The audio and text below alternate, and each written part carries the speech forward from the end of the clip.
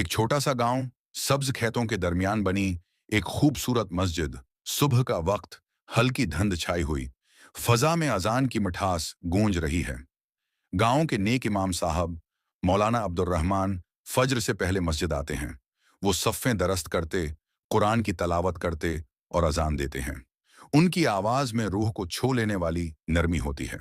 मस्जिद के अंदर हल्की रोशनी, इमाम साहब कुरान पढ़ा रहे हैं।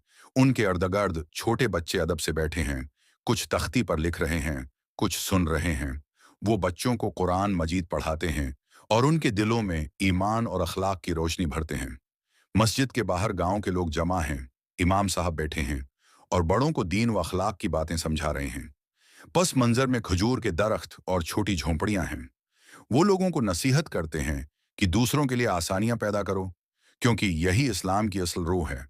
गर्मियों का सख्त दिन, जमीन फटी हुई, खेत सूखे, लोग उदास चेहरों के साथ बैठे हैं।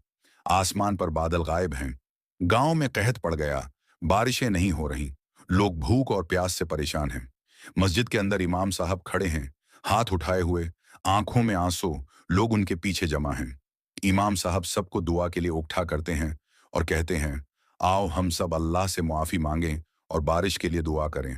एक रूहानी मंजर, इमाम साहब के लब्बों पर दुआ, सबके चेहरों पर उम्मीद। मस्जिद की फजा में ईमान की खुशबू फैली हुई। वो दुआ मांगते हैं, या अल्लाह हमारी ज़मीन को रहमत दे, हमारे दिलों को ईमान दे। सुबह का मंजर, आसमान पर सियाह बादल छा गए, हवाएं चलने लगें। गांव के बच्चे खुशी से आसमान की तरफ देख रहे हैं। अल्लाह ने उनकी दुआ सुन ली। आसमान पर बादल छा गए।